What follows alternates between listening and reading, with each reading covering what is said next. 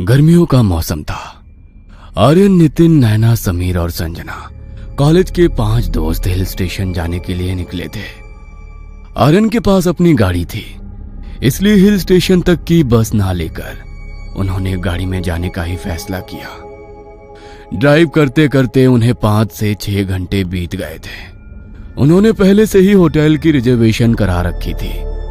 Hotel अब लगभग 15 से 20 मिनट की दूरी पर था, लेकिन इससे पहले कि वो लोग होटल तक पहुंचते उनकी गाड़ी अचानक बंद पड़ गई। अरे यार, इस बार फिर गाड़ी खराब हो गई। ये तो तेरा हर बार का ड्रामा हो गया आर्यन। कभी तो अपनी गाड़ी की सर्विसिंग करा लिया कर। अरे सर्विसिंग तो छोड़ो, लगता है इस कंजूस ने टैंक भी फुल नहीं करवाया था, इसी वजह से गाड़ी रुक गई। अरे चुप करो यार, अभी थोड़ी देर पहले ही तो पेट्रोल पंप पर टैंक फुल करवाया था। लगता है कुछ और खराबी हुई है। पता नहीं यहाँ पर हमें कोई मैकेनिक भी मिलेगा या नहीं। आसपास कोई है भी नहीं जिससे पूछ लें। आर्यन का तो इतना कहना था, तभी उससे सामने से गांव का ही एक आदमी आता दिखाई दिया। उसने गाड़ी का शीशा नीचे किया और उसे आवाज लगाते हुए कहा, अंकल जरा सुनिए तो। उस आदमी ने गंभीरता से उसकी तरफ देखा और तेजी से चलता हुआ उसके पास आया। अंकल, हमारी ना गाड़ी खराब हो गई है। क्या यहाँ आसपास कोई गैराज या मैकेनिक है जो हमारी गाड़ी ठीक कर दे? गाड़ी खराब नहीं हुई है तुम्हारी, वो सामने देखो, वो जो पेड़ है उसके सामने हाथ जोड़कर आओ और कहो कि हमें यहाँ से जाने दो। क्या? लगता है कि यहाँ पर नए आए हो, इसलिए पता नहीं कि यहाँ की पहरेदारी बेताल करता है। बेताल? वो क्या है? वो सब जानने की जरूरत नहीं है तुम्हें, और ना ही मेरे पास इतना समय है कि मैं तुम्हें सब कुछ समझाऊं। बस जाओ और जाकर उस पेड़ के नीचे हाथ जोड़कर वो कहो जो मैंने तुम्हें कहा है, तभी वो तुम्हें यहाँ से आगे बढ़ने देगा। मैं चलता हूँ। इतना कहकर वो गांव वाला तो वहां से चला गया, लेकिन उस गांव वाले की बात सुनकर वो सब के सब हैरान थे, क्योंकि उन्होंने अपनी लाइफ में पहली बार ऐसी कोई बात सुनी थी। ये क्या नॉनसेंस थी यार। नॉनसेंस वगैरह छोड़ो और जो उसने कहा है वैसा करो। क्या पता सच में ऐसा कुछ हो। हाँ यार, चलो चलते हैं। वैसे भी मैकेनिक तो यहाँ पर है नहीं, तो यही ट्राई कर लेते हैं। क्या पता सचमुच यहाँ पर कोई बेताल हो और उसे हम पर थोड़ा तरस आ जाए। शहर के लोगों को इन सब बातों पर भरोसा करना जरा मुश्किल होता है, लेकिन नैना और संजना के कहने पर सब गाड़ी से बाहर निकले और उस पेड़ के नीचे जाकर हाथ जोड़कर खड़े हो गए। हम सब यहाँ पर घूमने के लिए आए हैं, प्लीज आप हमें आगे जाने दो। नैना के साथ साथ बाकी सब ने भी ऐसा कहा। तभी अचानक से शांत वातावरण में कुछ हलचल सी हुई और उस पेड़ की एक एक पत्ती हवा से इतनी जोर से लहराई कि उसकी आवाज उन 5 के कानों में चुभने लगी। वो आकर अपनी गाड़ी में बैठ गए। तुम सबको क्या लगता है कि अभी गाड़ी स्टार्ट हो जाएगी? पता नहीं, जब भी किसी गांव में आओ तो क्या क्या फालतू की चीजें करनी पड़ती हैं। मैं ऑनलाइन कोई मैकेनिक सर्च करता हूँ। अरे पहले गाड़ी स्टार्ट तो करके देखो। अच्छा, जैसे तो गाड़ी स्टार्ट हो ही जाएगी। बेताल का मजाक उड़ाते हुए आर्यन गाड़ी स्टार्ट करने लगा और गाड़ी स्टार्ट हो गई। ये देखकर वो 5 के 5 हैरान रह गए। अरे ये तो सचमुच स्टार्ट हो गई। गांव की मान्यताएं और परंपरा कुछ भी बेफिजूल नहीं होता। खैर, ये सब तुम लोगों की समझ में नहीं आएगा। हाँ, क्योंकि ये सब तुझ जैसे गंवार की समझ में ही आ सकता है। आर्यन ने गाड़ी आगे बढ़ाई और थोड़ी देर में ही वो अपने होटल में पहुंच गए।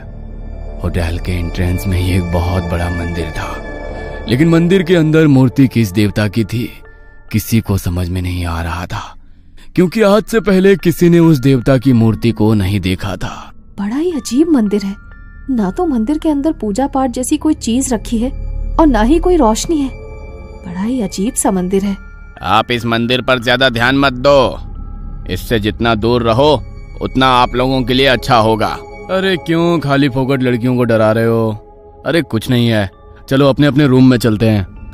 बाकी सब तो उस मंदिर और गार्ड की बातों को इग्नोर करके अपने अपने रूम में चले गए, लेकिन सिक्योरिटी गार्ड की बातें सुनकर नितिन का मन बेचैन सा हो गया। नैना और संजना ने अपना अलग रूम लिया था और तीनों लड़के एक रूम में एक साथ रुके थे। पूरे दिन का ट्रैवल करके उन्हें होटल तक पहुंचते पहुंचते रात हो गई थी, इसलिए सब बहुत थक चुके थे तो खाना खाते ही सो गए, लेकिन नितिन को नींद नहीं आ रही थी। वो अपने मन में कुछ बड़बड़ा रहा था। आखिर क्या था जिसे मैंने वहां पर देखा? मैं अच्छी तरह जानता हूँ कि वो मेरा भ्रम नहीं था। गांव की मान्यताएं और परंपरा कुछ भी बेफिजूल नहीं होता।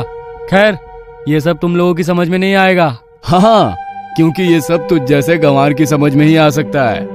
इससे पहले कि नितिन आर्यन की बात का कोई जवाब देता, उसकी नजर गाड़ी के रियर मिरर पर पड़ी, जिसमें वो पेड़ बिल्कुल साफ दिखाई दे रहा था, जिसके सामने अभी वो लोग हाथ जोड़कर आए थे। लेकिन जब नितिन ने ध्यान से देखा तो एक 6-7 फीट का बड़ा भयानक दिखने वाला प्राणी, जैसे कोई राक्षस, उस पेड़ से उल्टा लटका हुआ था और उन लोगों को वहां से जाते हुए देख रहा था। ये देखकर नितिन का कलेजा उसके मुंह को निकल कर आ गया, लेकिन बाकी सब उसकी बात पर यकीन नहीं करेंगे, ये सोचकर उसने कुछ नहीं कहा और अपनी आंखें बंद करके चुपचाप बैठा रहा।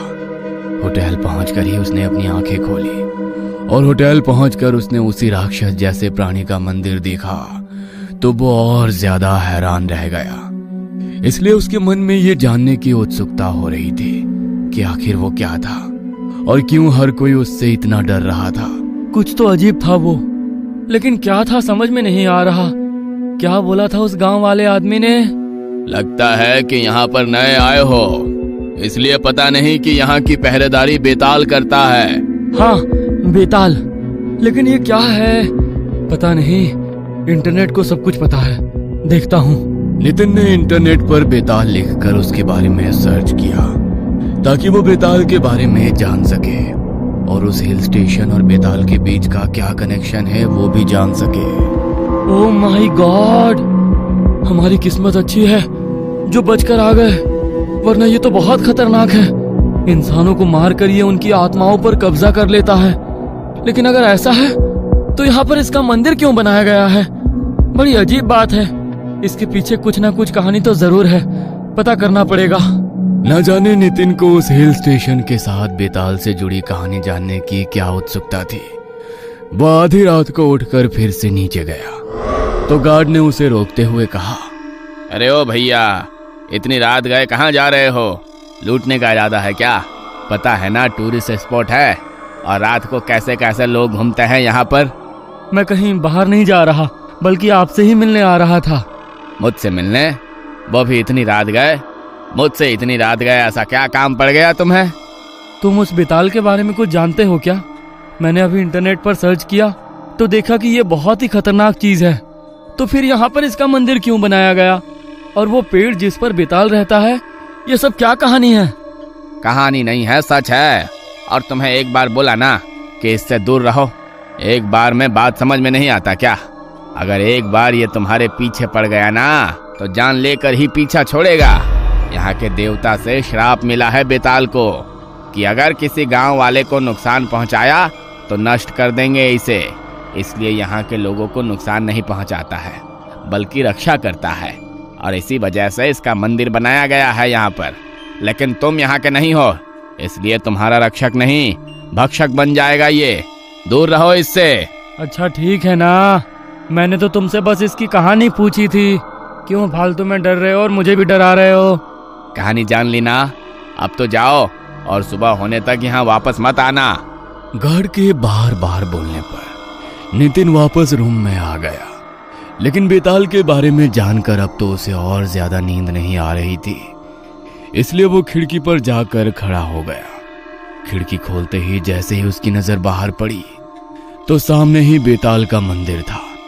उसने देखा कि एक लड़की अपने सर पर काला कपड़ा ओढ़े हुए आई। उसने बेताल के मंदिर में एक दिया जलाया और वहां एक मुर्गे की बलि चढ़ा दी। उसे समझ में नहीं आया कि वो लड़की आखिर ऐसा क्यों कर रही है। उसे तो पहले ही बेताल के बारे में जानने की ना जाने क्या उत्सुकता थी। वो जल्दी से भागता हुआ नीचे गया, लेकिन तब तक वो लड़की वहां से जा चुकी थी और जिस मुर्गे की उसने बलि दी थी उसका सिर्फ खून ही वहां पर बचा था। उसका शरीर वहां नहीं था, जैसे तो किसी ने उसे ग्रहण कर लिया हो। ये देखकर नितिन डर से बुरी तरह कांप गया।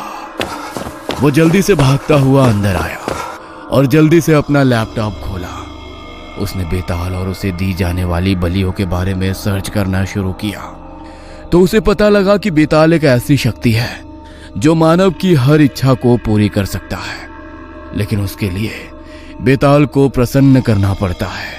उसे पशु बलि अत्यधिक प्रिय है। मुझे जो चाहिए था मुझे मिल गया। इससे सांप भी मर जाएगा और लाठी भी नहीं टूटेगी। बस एक बलि ही तो देनी होगी।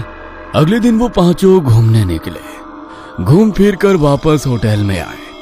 कल की तरह ही आज भी सब लोग बहुत थक चुके थे तो खाना खाते ही सो गए, लेकिन नितिन नहीं सोया।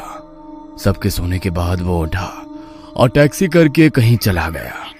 रात के लगभग 2:30 बजे का समय होगा जब वो टैक्सी में होटल वापस लौटा, लेकिन वो होटल के अंदर नहीं गया बल्कि बाहर बने बेताल के मंदिर में गया। उसने अपने हाथ में एक थैली पकड़ी थी। उसने एक जिंदा मुर्गा लिया जिसके हाथ पैर और मुंह बंधा था। उसने बेताल को उसकी बलि चढ़ा दी। तभी उसकी आंखों के सामने वो मुर्गा कहां गायब हो गया वो समझ ही नहीं पाया। वो इतना डर गया कि आगे उसे समझ ही नहीं आया कि उसे करना क्या है। वह बस हाँफता हुआ होटल के कमरे में आकर लेट गया। पता नहीं अपना शरीर मुझे इतना भारी भारी क्यों महसूस हो रहा है। बड़ा ही अजीब लग रहा है। कहीं मैंने कुछ गलत तो नहीं कर दिया। नितिन बार बार करवटें बदल रहा था। उसे अपना शरीर बहुत भारी महसूस होने लगा। वो हाथ मुंह धोने के लिए वॉशरूम गया, लेकिन जैसे ही उसने आईने में देखा तो डर के मारे उसकी आवाज उसके गले में ही दब कर रह गई। वो चिल्लाना चाहता था लेकिन चिल्ला नहीं पाया। उसके कंधे पर वही बेताल बैठा था जिसे वो अभी थोड़ी देर पहले मुर्गे की बलि देकर आया था। उसका पूरा चेहरा खून से सना हुआ था। वो नितिन की ओर देखकर मुस्कुराया। तुमने मुझे बलि चढ़ाई और अपनी इच्छा भी नहीं बताई। बोलो क्या इच्छा है तुम्हारी, मैं पूरी करूंगा। अगर रात के 3 बजे कोई अपनी आंखों के सामने ऐसा दृश्य देख ले तो उसका डर आप समझ नहीं सकते। नितिन बहुत डरा हुआ था, लेकिन आखिरकार उसी ने तो बेताल की बलि चढ़ाई थी। उसने थोड़ी हिम्मत जुटाई। मुझे अपनी एक इच्छा पूरी करनी है। जानता हूं कि तुम्हें अपनी कोई इच्छा पूरी करनी है, इसीलिए तुमने मुझे बलि चढ़ाई। अब बोलो वो क्या इच्छा है। मुझे ज्यादा इंतजार करना पसंद नहीं। तुम आर्यन को मार दो। मेरे और संजना के बीच में बहुत आता है। वो चाहता है कि मेरी संजना उसकी हो जाए, लेकिन मैं ऐसा होने नहीं दूंगा। इससे पहले कि नितिन अपनी बात खत्म करता, उसने आईने में देखा कि बेताल उसके कंधे पर नहीं बैठा है। उसका कंधा भी अब बिल्कुल हल्का हो चुका है। उसे लगा कि ये सब कुछ शायद उसका कोई भ्रम था। वो वॉशरूम से बाहर आया तो आर्यन का शरीर पूरी तरह सफेद पड़ चुका था और बेताल उसके सीने पर बैठा था। उसके सीने पर बैठकर वो नितिन को देखकर बड़े ही भयानक तरीके से हंस रहा था। मैंने तुम्हारा काम कर दिया, अब मुझे मानव बलि चाहिए। क्या? ये क्या कह रहे हो तुम? मानव बलि? लेकिन मैं तो तुम्हें पहले ही बलि दे चुका हूं ना। आधा ज्ञान हमेशा तकलीफ देता है। पशु बलि से तो मैं जागृत होता हूं, लेकिन कार्य पूर्ण करने के बाद मुझे मानव बलि चाहिए। मुझे मानव बलि लाकर दो, वरना मैं तुम्हें ही खा जाऊंगा।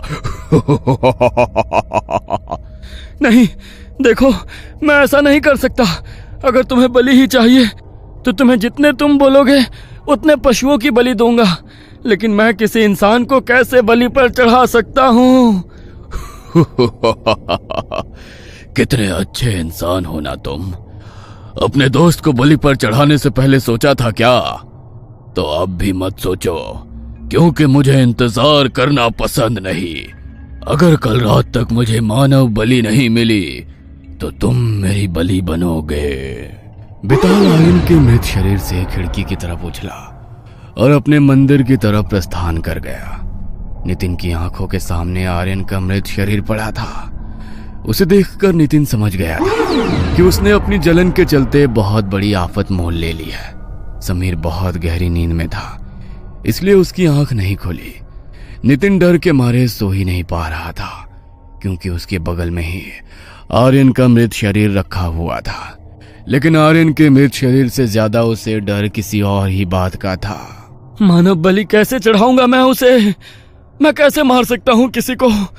पहले ही आर्यन के मरने का पाप मेरे सर पर लग चुका है, अब किसी और को कैसे मार सकता हूँ? लेकिन अगर मैंने किसी और को नहीं मारा तो वो मुझे मार देगा। अगले दिन जब सुबह सबकी आंख खुली तो आर्यन की मौत ने सबको चौंका दिया, क्योंकि जिस तरीके से उसकी मौत हुई थी वो सामान्य नहीं था। उसका पूरा शरीर सफेद पड़ चुका था और आंखें बाहर को निकल कर आ चुकी थी। ऐसा कैसे हो सकता है? ये कोई सामान्य मौत नहीं है, कुछ तो बहुत अजीब हुआ है आर्यन के साथ। वरना ऐसे कैसे हो सकता है कि किसी के मरने पर उसका पूरा शरीर ऐसे सफेद पड़ जाए और आंखें बाहर को निकल कर आ जाए। समझ तो मैं भी नहीं पा रहा कि इसके साथ ये हुआ कैसे, क्योंकि ये सब बेताल का किया हुआ है। लेकिन बेताल को जब तक कोई जागृत ना करे तब तक बेताल यहाँ पर किसी को नुकसान नहीं पहुँचाता। कहीं इसकी किसी के साथ कोई दुश्मनी तो नहीं थी ना? कहीं तुम्हारा दिमाग तो खराब नहीं हो गया है? कुछ भी बोले जा रहे हो। एक तो यहाँ हमारा दोस्त चल बसा और तुम फालतू की बकवास कर रहे हो। बकवास नहीं कर रहा हूँ, मैं सच बोल रहा हूँ। किसी ने जागृत किया है उसे, और हो सकता है कि तुम में से ही किसी ने ऐसा किया हो, क्योंकि तुम लोगों से तो यहाँ पर किसी और को कोई मतलब भी नहीं है। पहली बार यहाँ पर आए हो तो भला कोई और तुम्हारे साथ ऐसा क्यों करेगा? तुम में से ही कोई है जो इस सब का जिम्मेदार है।